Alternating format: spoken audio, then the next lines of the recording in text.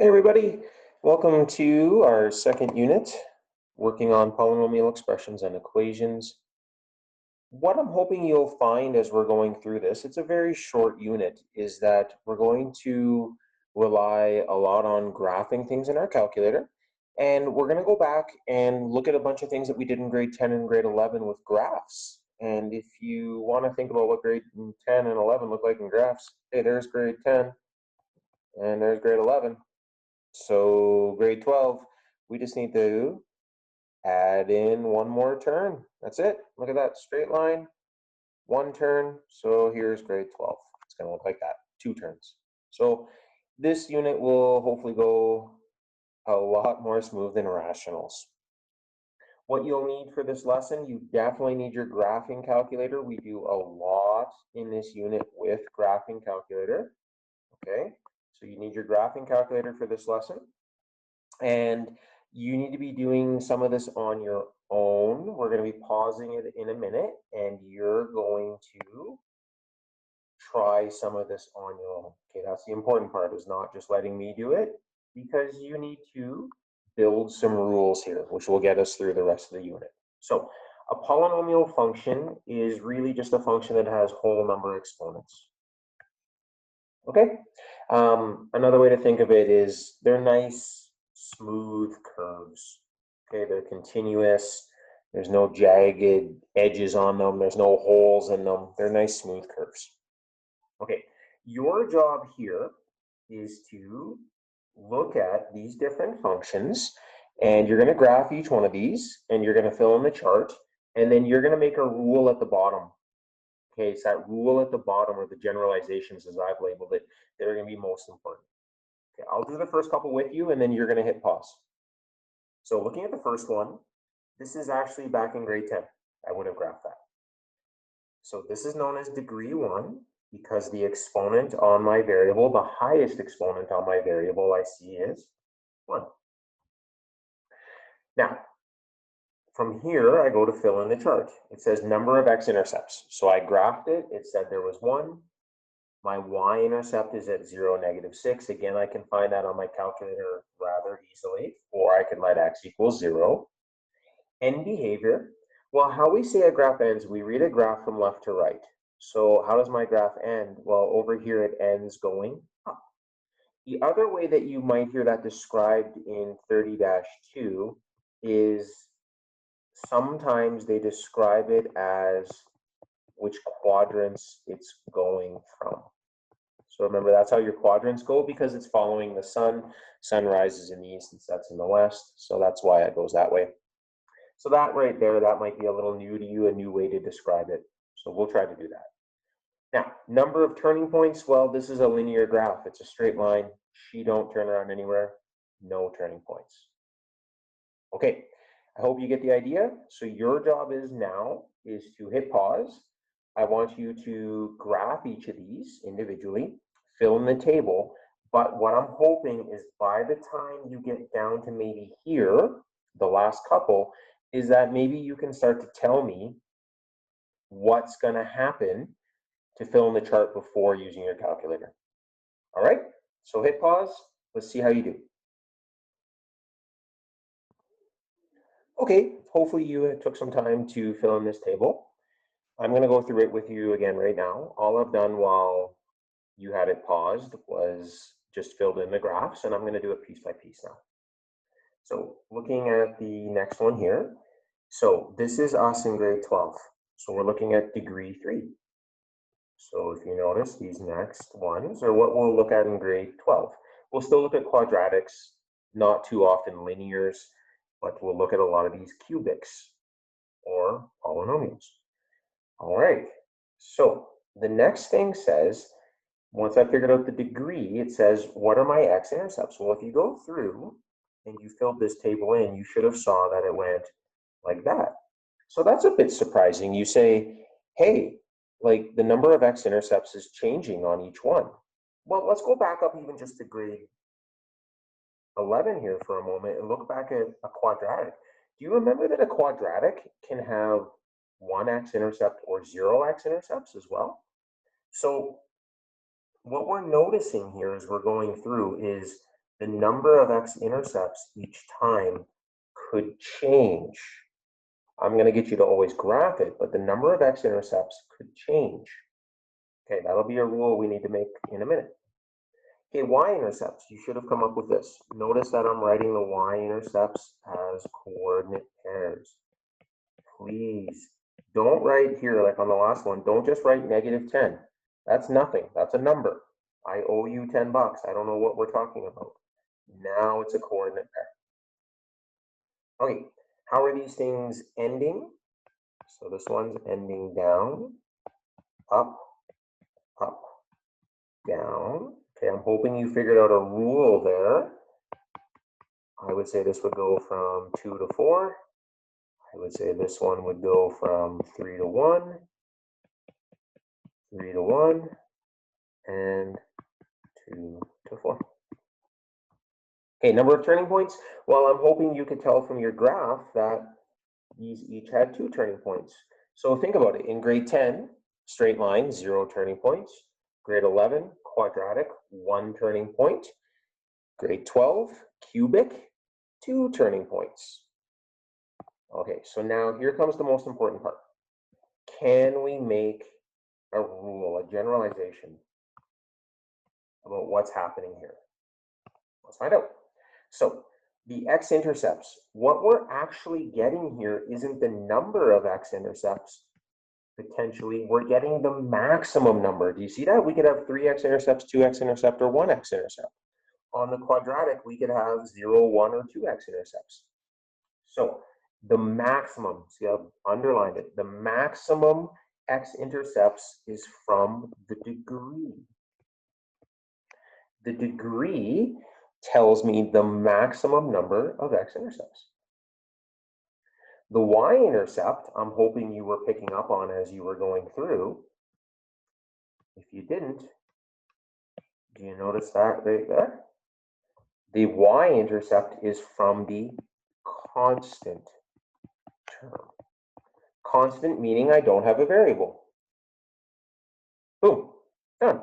Because if you think about it, a y-intercept is when you let x equal 0. So if I sub 0 in for all of these x's, that would be 0, 0, 0 minus 10. Love it. End behavior, you probably remembered from grade 10 and 11. We look at the lead coefficient right there. And if it's positive or if it's negative. So the end behavior is known from the sign on the lead coefficient.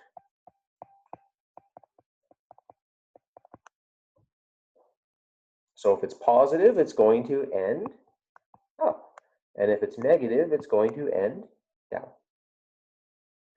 Now, turning points, degree 3, 2 turning points. Degree 2, 1 turning point. Degree 1, 0 turning points. So turning points is 1 less than the degree. Now, I don't need you to be able to tell me where these turning points are algebraically. That's something known as calculus.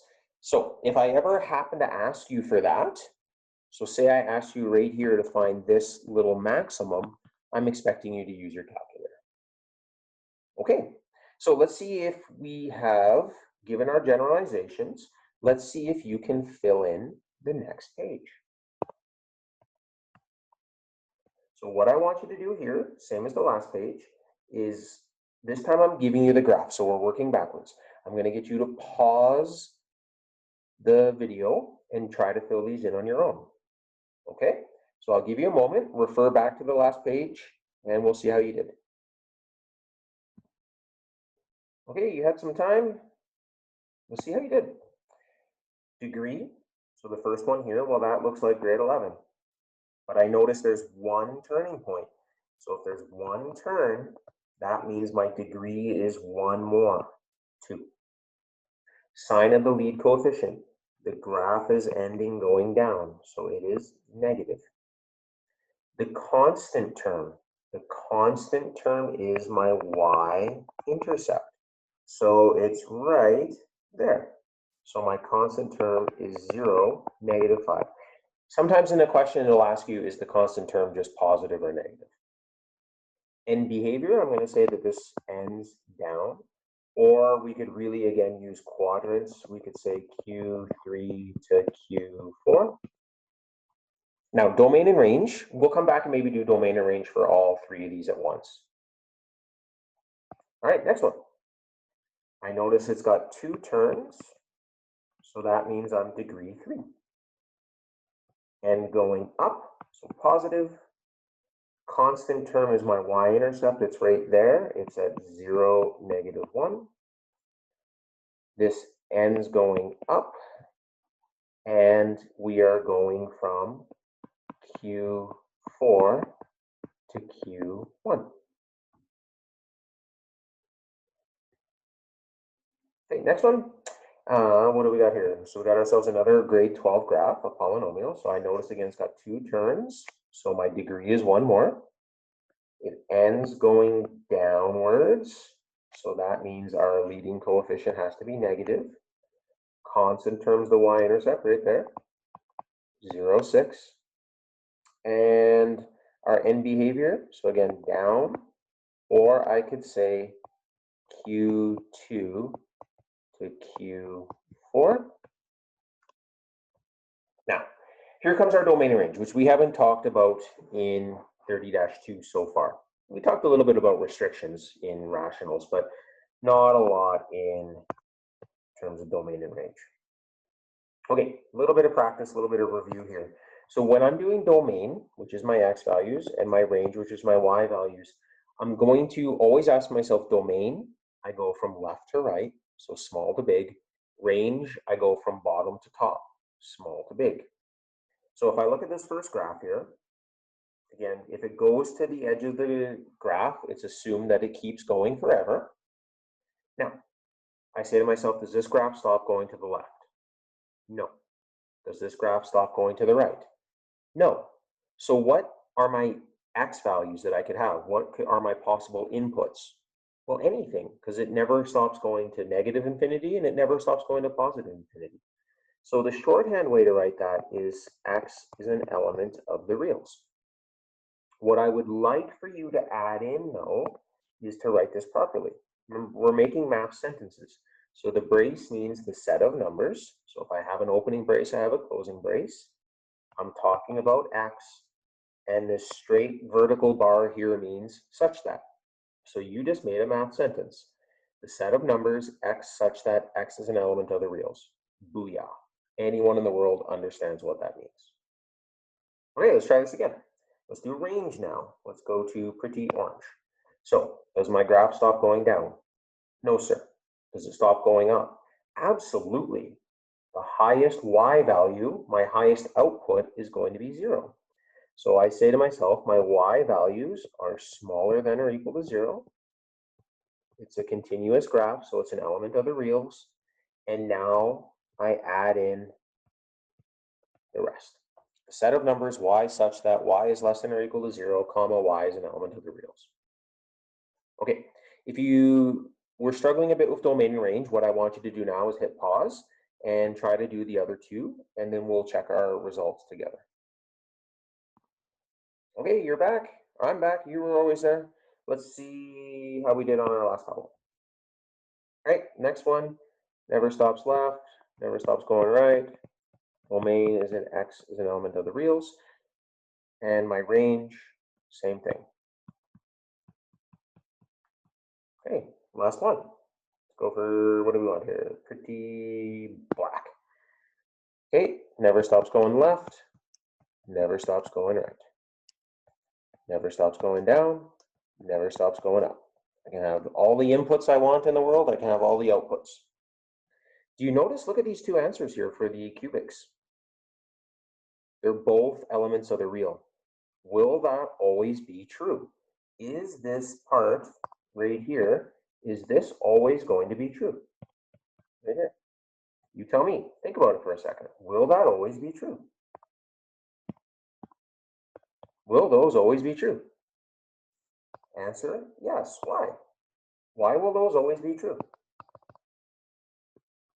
Well, If I've got a graph that never stops going up or never stops going down, well then what I'm going to have is always x is an element of the reals, and x and y is also an element of the reals.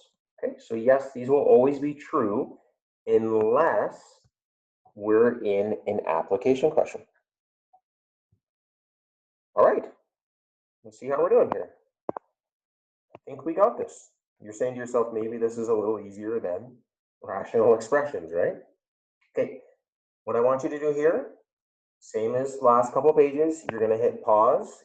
You're going to try to answer these questions. I will do the first one with you. How about that? So zeros, x-intercepts, factors. Okay, zeros are the thing that make, or the things that make my graph have a y value of 0. So -1, 2.